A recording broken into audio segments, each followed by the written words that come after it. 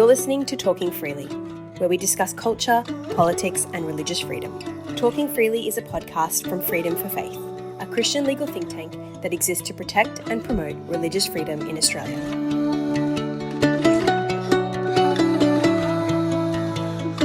Welcome to Talking Freely. My name is Rowan McHugh. My guest today is Dr. Rory Shiner, who is Senior Pastor of Providence City Church in Perth. His research is in Evangelical history and the history of religious thought. Dr. Shiner, welcome to Talking Freely. Right, good to be here, Rowan.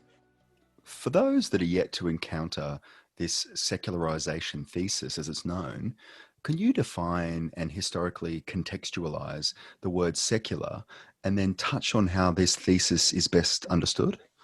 Yeah, great. Thanks for asking. Good to be able to chat about these things. So, the secularization thesis or the secularization theory was it kind of came to birth about the same time as the very kind of discipline of sociology came to birth. So it's almost in some ways the thing that brought about the discipline of sociology, and it was based on the observation that that a place like Western Europe was becoming increasingly secular. That the place of religion, so both the subscription to religion, how many people said they were religious, and more to the point, the place of religion, that even if someone was religious, how much did that religion affect their life and decisions, and how much did it affect a community, how much did it affect a state or a society, seemed to be decreasing. And so sociology and social history and so on tried to grapple with that reality and think, why is that happening, and what is causing it? And like anything in academia, the point at which you start to poke around a bit, it turns out it's always a bit more complicated than it looks on the surface. But the basic heart of secularization thesis is that modernity brings about secularization. So there's such a thing as modernity, which is a scientific worldview, free markets, kind of instrumental reasoning and so on. And when modernity comes, it brings secularization with it. That is, religion will decline, both in the number of people that are enthusiastic about it and in the place that it has in the lives of even those who subscribe to it. And that was the thesis that was almost unassailable for a good long time, almost taken as axiomatic. But the wheels started to fall off, I guess, a bit later when that thesis came up against some evidence that wasn't quite working for it. One of the ones was always the United States of America, which always was a bit of an outlier because there you had a society that was simultaneously modern in all the ways that sociology thought about modernity, but also highly religious. And you had, again, places like Southeast Asia, which seemed to be able to combine modernity with religious, an increase in some cases in religious devotion and so on. And so it's a thesis that had a kind of an unassailable status for a while, but the wheels sort of fell off. And now there are still true believers, but it's certainly, I would think, still now a minority position in sociology and in social history to be able to just say simply, oh, look, when you get modernity, you always inevitably get a decline in religion. Something that relates to that thesis is the notion of the subtraction story, something popularized by the thinker Charles Taylor. Can you help us to understand how the subtraction story relates to this secularization thesis, and particularly how it applies in Australia? Yeah, so the secularization thesis and the idea of secularization, and I think the thing that is probably still I guess kind of beyond dispute, or certainly widely regarded, is that there is such a thing as secularization. So it'd be widely agreed that something has happened to the place of religion in society. And when we're talking about the West, we tend to be talking overwhelmingly about Christianity. And Charles Taylor is an important social thinker and philosopher, and he wrote a huge book called A Secular Age, and that was his his question was to go in and think what is actually going on here. And the story that he characterized, which was in a lot of people's heads, I think most people's heads, was the idea of the subtraction story, which says that here's the story of secularization, that you have a thing called science that emerges, in the 18th and 19th centuries especially, and science just has greater explanatory power than religion. So you've got, if you imagine two balloons, one balloon is called science, the other balloon is called religion, and you keep blowing up science, and round by round, on question after question, science is just better than religion. So it's got a better explanation of the origin of the universe. It's got a better explanation of the origin of species. And as its explanatory power increases, the explanatory power of the Christian religion decreases. And, eventually that, science will just mop up the whole scene, and there'll be no need for religion anymore. And that's a story that Taylor says, I think it's true, a story that lots of people carry in their heads, that secularization is a zero-sum game between science and religion. And within that, Taylor says that a lot of us carry in our heads a subtraction story, which is to say, modern 21st century Australia is just the taken for granted culture that you would get if you subtracted religion from it. And so as religion recedes from public life and political life and even family life and so on, it's like you've got a vacuum cleaner and you've set the vacuum cleaner to religion, and there's a thing that's easily identified as religion, and that bit of the culture is vacuumed up, and what you're left with is modern secular life. And Taylor wants to push back on that, as do a lot of people who reflect on these things. At one level, that's of course just the story of the victor. That if you're that's a convenient story to say that, look, there's just some irrational thoughts out there, and if we can get rid of them, we'll have this this much more sensibly oriented society. And it's just not true. It's not true in terms of our values, the way we think about things. So you think, for example, a value of the dignity of the individual, or a concern for people on the margins. The idea that you have a moral obligation to especially care for people who are in marginal situations, economically or ethnically, or socially. None of those things are obvious, that none of those obviously derive from science. None of those you find in nature. None of those are things that, no one did an experiment in a laboratory and worked out that we should care for the poor. They're all things that have been shaped not by the scientific worldview, but by religion, and particularly by the Christian faith. And so the society that we're in is not in any way the kind of society you would expect if you just mopped up or vacuumed out the irrational parts that are labeled religion. Of course, it is, it's just kind of absurd to think that religion is such an easily defined thing, the way, that you could set a vacuum cleaner to mop out those bits, because people's religious life includes their communities, includes their social lives, as well as their beliefs and their practices and so on. So at all sorts of levels, I think it's the subtraction story is a convenient but absurd story.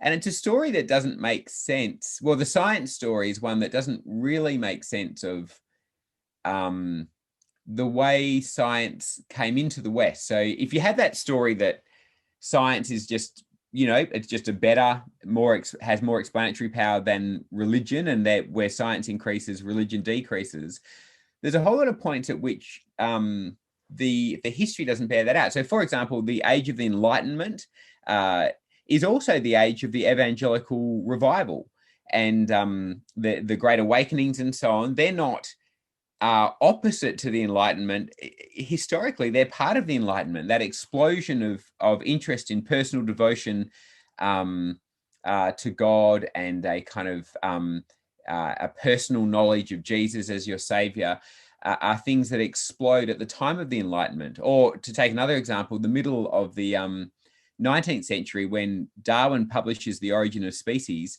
if it's a science versus Christianity issue, then you would expect that that when when Darwin is emerging, Christianity will recede, but that's not what happens at all. The 19th century is it's kind of peak evangelicalism in England. Or another one, you would expect if science is the great threat to Christian faith, you would think that the more educated you are, the less likely you are to be religious. But a fact that almost freaks everyone out, but it's definitely true.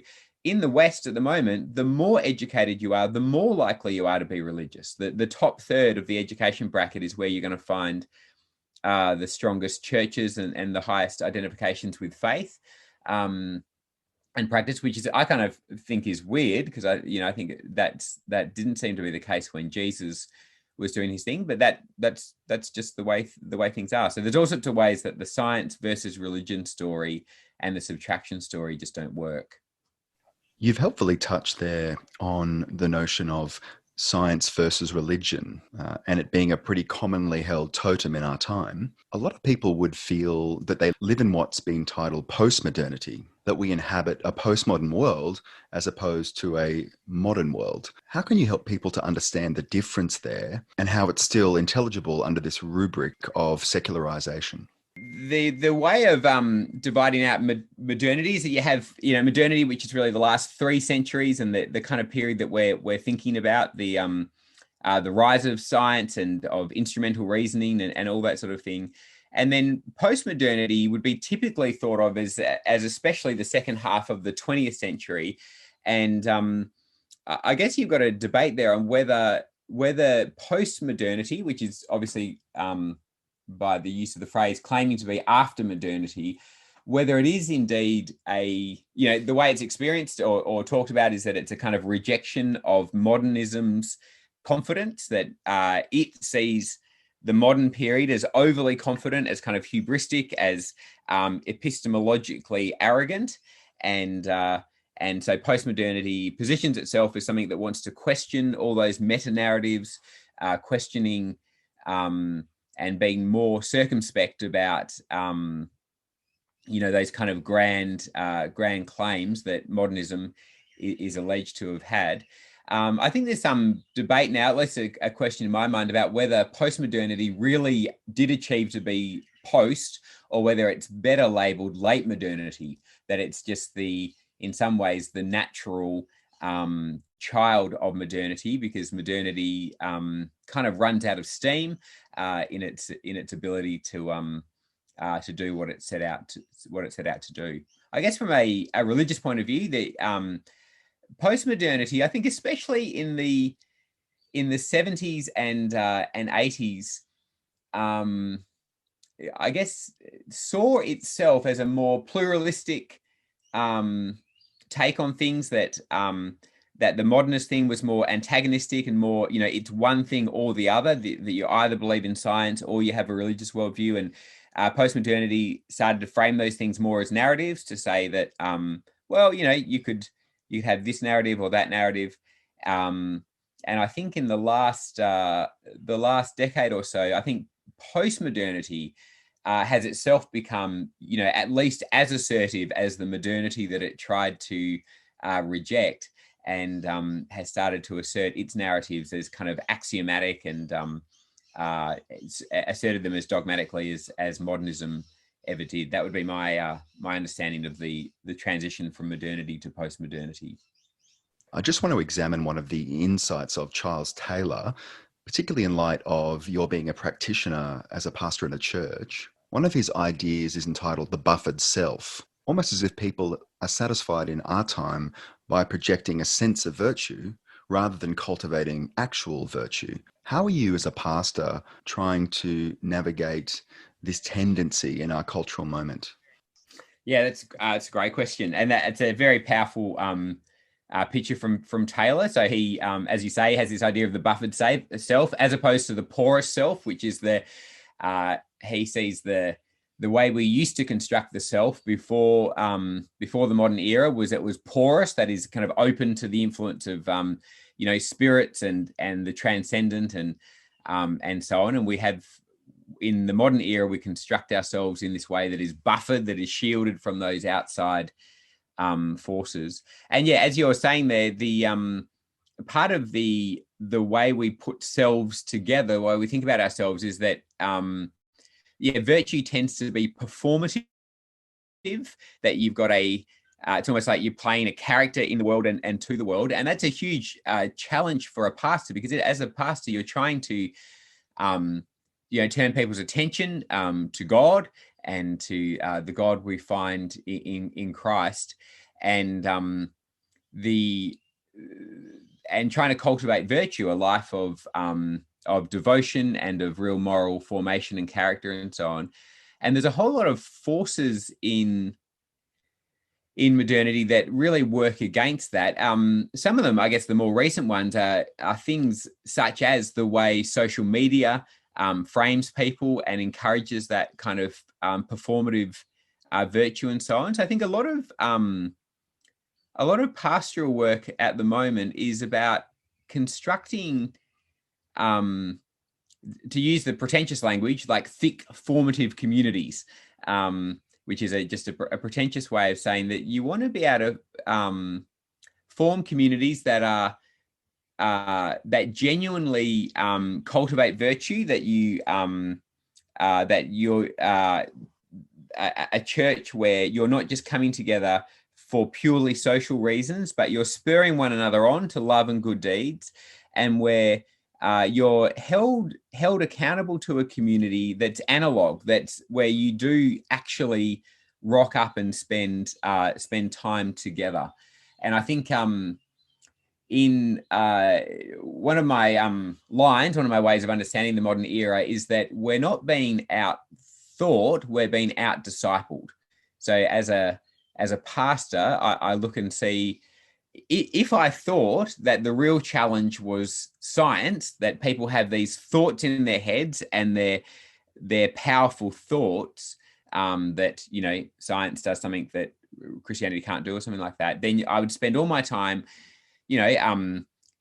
directing people to YouTube debates with Richard Dawkins and some protagonist, or trying to defeat the thoughts in their head. Whereas actually, I think as a pastor, people are not being we're not being out-thought, we're being out-discipled, that people are enrolled each week in a very powerful discipleship program, where they're being formed as that buffered self, being formed as someone who is, to use another one of Charles Taylor's phrases, being imminently framed, being having God framed out of our lives.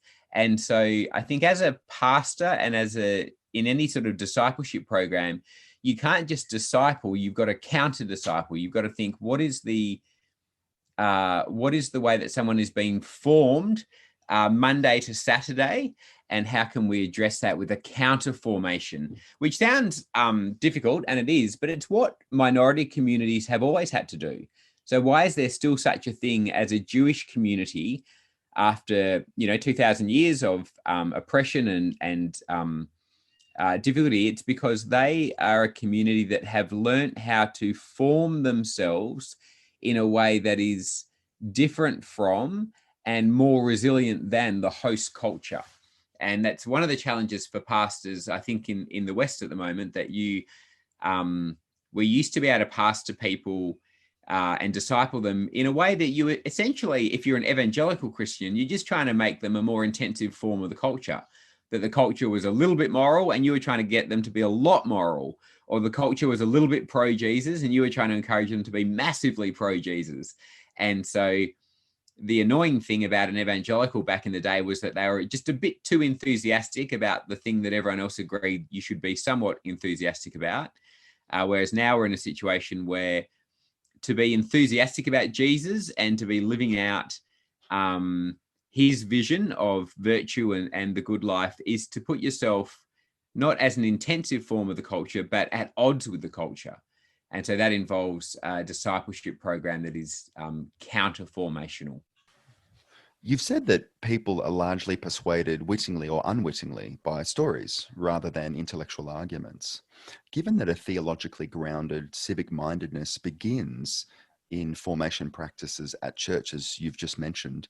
How are you as a pastor at Providence building stories into the life rhythms of churchgoers, particularly in an atmosphere that is directed and powerfully influenced by consumption in a way that makes Jesus relevant and take root amongst these competing social imaginaries? Yeah, that's great. And I absolutely agree. I agree with the premise that it is it's stories that form us more than propositions, and you certainly see that if if you go and talk to just the average secular Australian, they'll be committed practitioners of what Charles Taylor would call expressive individualism. They'll have a worldview, but no one ever sat down and taught them that worldview. So I think one of the things you face in secular Australia is an incredibly well-discipled nation. The discipleship program of the secular non-Christian world is knocking it out of the park, and they almost never sit down and explain their propositions. And if they did, I don't think anyone would listen. It's all done by 1,000 Disney and Pixar films and graduation speeches about following your dreams, and phrases such as "you do you," and this kind of narrative of that there's a true inner me, and society constrains that me from really getting out. But if I can have a salvation moment where I discover who that true me is and then express it to the world, that's my salvation. And that's believed almost ubiquitously by a culture that's never been taught it. It's only ever been storied into it. And so I think that's a huge part of any church community that's wanting to form people, is to be marinating ourselves in the story of the gospel. And in that, the way we do that is like very, very practically, is we really want people to engage with scripture in a really rich way. So we have devotions during the week that lead up to the Sunday. So people in the privacy of their own kind of life can get on the app and do the Bible reading that kind of limbers them up for Sunday. And then Sunday becomes this high watermark where we preach and teach from the passage that we've been looking at. And then in the following week, the Bible studies come together to really grapple with what that two-stage teaching process has got them to, and working out how to live that out in their lives. So that's our little kind of program, I guess, is time in the scriptures by yourself, gathering together on Sunday to ingest that as a community, and then gathering together in smaller groups during the week to work out how to land that in our lives. And we've taken that approach of thinking, let's go deep with scripture and give it a chance to have its way with us, to do the forming, and to think of in our preaching and teaching, to constantly be putting the scriptural teachings back into that big story. Because if you think of the secular story as there's a true inner me, that's the kind of origin story. There's a real me in there somewhere that's longing to get out. Then the crisis is that society has constrained me, and then the salvation or the hero moment is that I discover that inner me again. And then the denouement is that I'm now trying to live out my authentic inner self. Then the Christian story needs to be set up as an alternative to that, which is that there's a God who made me and has a plan and purpose for my life. That sin and the flesh and Satan have constrained me from being who God made me to be, and that through the salvation that comes in Jesus, he is the one who is liberating me from sin and death and Satan to be the person that God's called me to be. So they line up because they've both got an origin story. They've both got a sin moment or a crisis. They've got a hero, and they've got a denouement, a kind of after the hero moment. And I don't think, if we're not teaching people to think of the gospel as story, then we're not fire with fire. We're not going to be able to form people in the way they need to be formed. With your thumb on the pulse on Taylor's work of secularism. As a pastor, what have been some of the social and political challenges that have concerned you most in the last 5 or 10 years? And to what extent should Christians enter the public sphere to address secularism?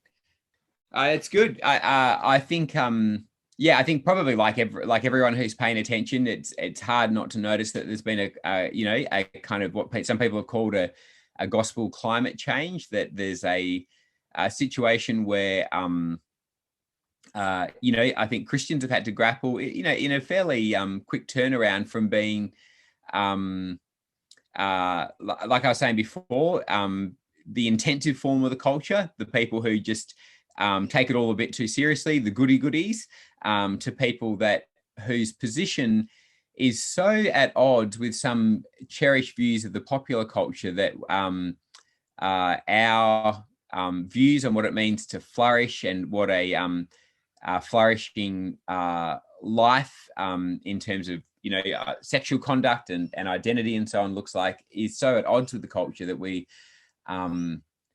experienced not as being good, but as a force for something malevolent. So that's been a big change, and I think it's been a change for our people, because it's a bit of whiplash of getting used to thinking, oh wow, it's not just that they've misunderstood my position, and if I explain it winsomely, they'll come across. It's that some of the actual positions that we hold are so at odds with the society's view of flourishing. And so certainly we've found that as just practically as a church that we've needed to plan around things like, hiring venues, having to bake into our future plans that it may be that public venues won't be venues that we can hire anymore. Having to let people, disciple people into the truth that their association with a kind of an orthodox evangelical church might be costly for them at some point, that their employer, might hold that against them, or that there might be questions about them in the press or whatever, if they're prominent people and they're associated with a church that holds to, orthodox views on Christian morality and so on. And so I think I have a sense that as a church, you need to stay in your lane.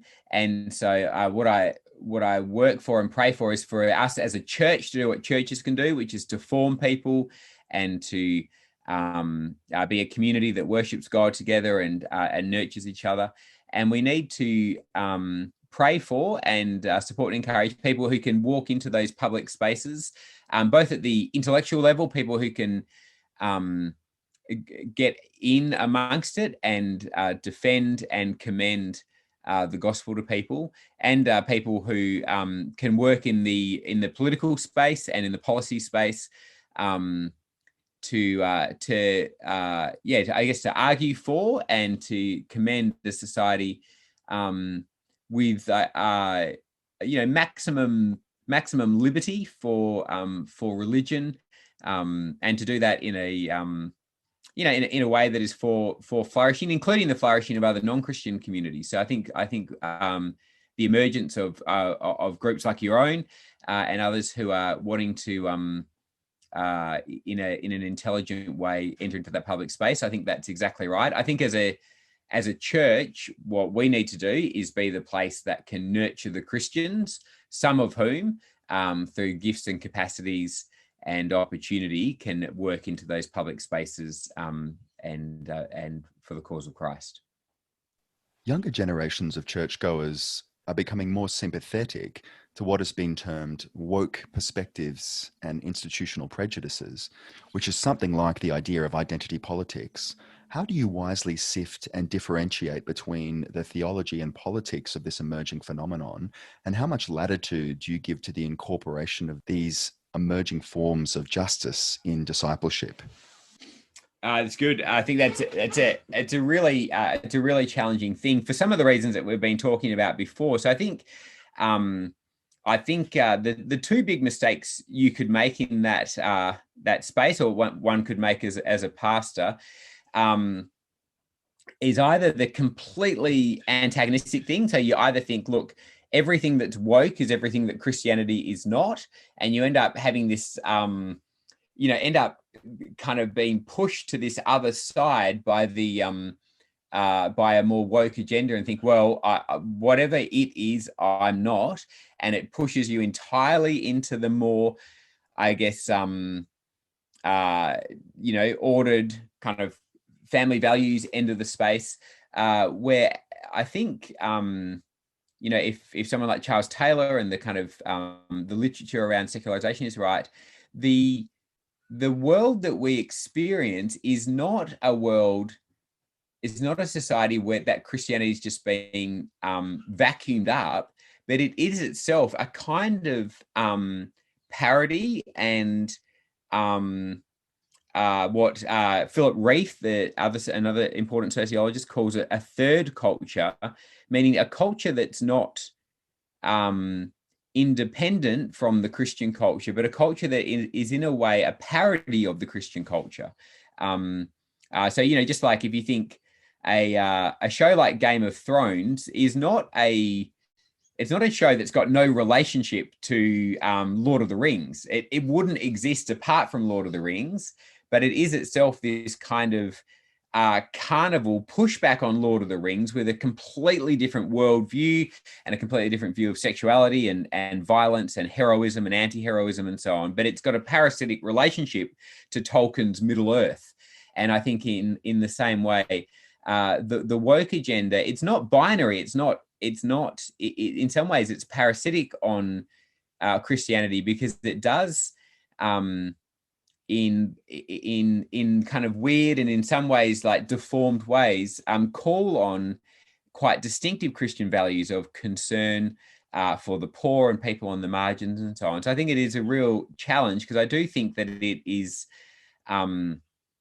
unlike the civil rights movement of the 1960s, which really came out of the black churches and came out of a kind of religious revival within the black churches, the woke agenda does largely draw on sources from outside the church, but themselves have been formed in kind of strange ways by the fact that our culture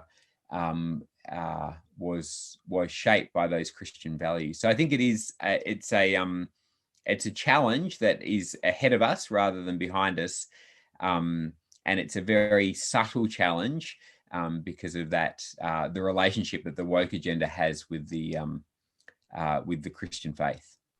Looking at all of this in an applied way in your own life, several years ago you were involved in a debate with the atheist physicist Lawrence Krauss. The tone of that debate was gracious and mutually respectful, almost a discussion between two friends.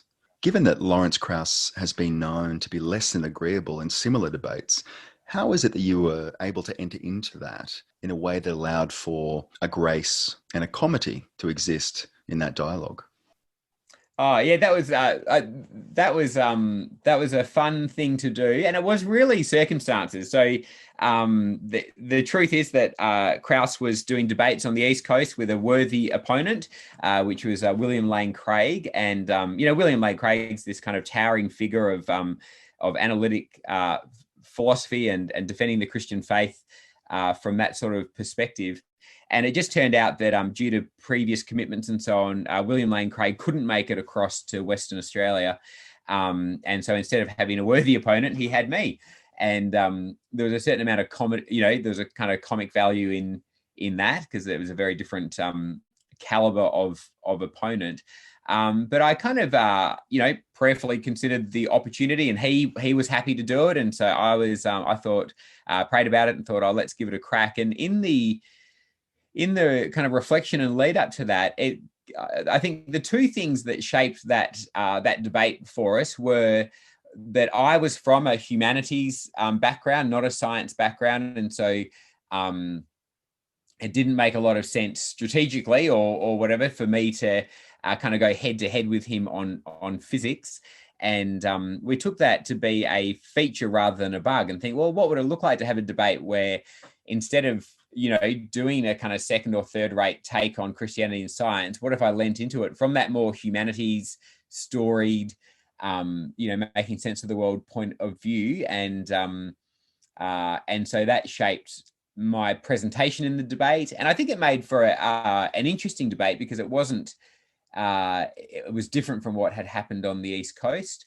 And the other thing that really liberated me in that debate was just the thought. I remember talking to a few friends and getting ready for it and thinking, instead of planning to win it and think, oh, what would it look like to be the kind of David and Goliath, the figure that slays the great one.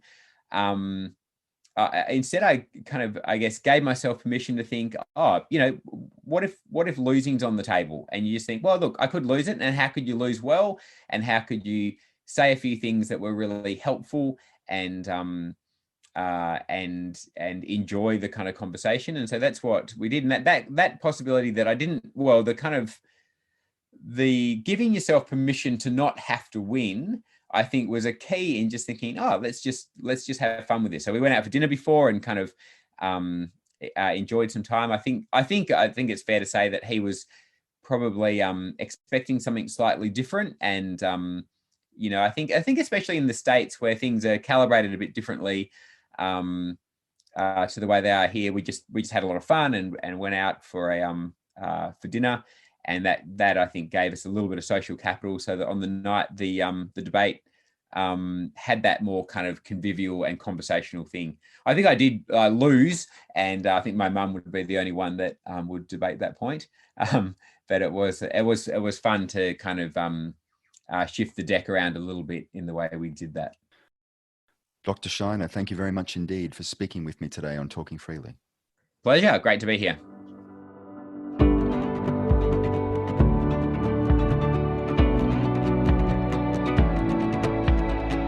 That's it for our latest episode of Talking Freely. If you'd like to get in contact with us, you can do so through our website, www.freedomforfaith.org.au. Freedom for Faith exists through the generous donations of individuals and organisations across Australia. If you'd like to financially partner with us, you can do so through our website.